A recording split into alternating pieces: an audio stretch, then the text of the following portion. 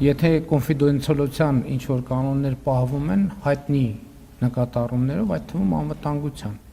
որովհետև կարծում եմ, երբ որ մեր փոխվարչապետն է այցելել Ադրբեջան, նույն կանոնները պահվել են այնտեղ, իսկ լրատվական արտահոսքերը երբեք բացառել հնարավոր չի,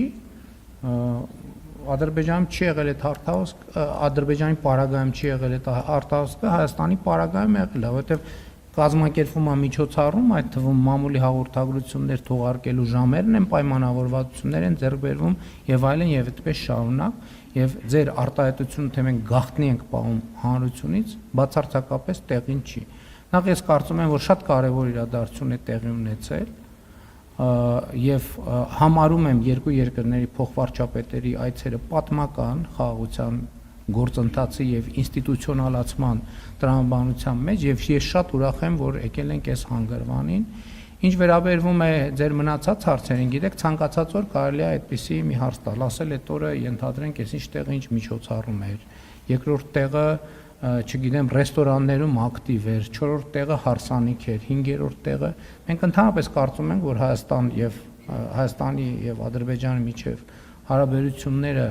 պետք է շարունակաբար լավարկվեն, խաղաղությունը գնալով ուժեղանա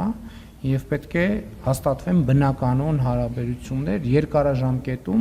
երկարաժամկետում ռազմավարական առումով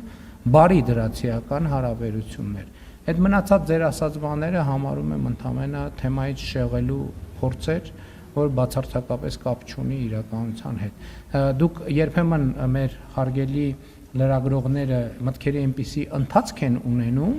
որ նույնիսկ դժվար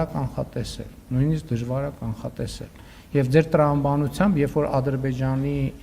փոխվարչապետը այցելում է Հայաստան, Հայաստանում պետք է կյանքը կանգնեցնել, որպեսզի որևէ մեկնաբանության տեղ չլիներ, բայց այդ դեպքում էլ կլիներ մեկնաբանություն, որ այս Ադրբեջանի փոխվարչապետին լավ ընդունելու համար կյանքը կանգնեցրել եք, այսինքն սա նշանակում է, որ եւ այլն, հասկանում եք։ Ընդհանրապես ես կարծում եմ, որ ցանկացած միջազգային հյուրի մենք պետք է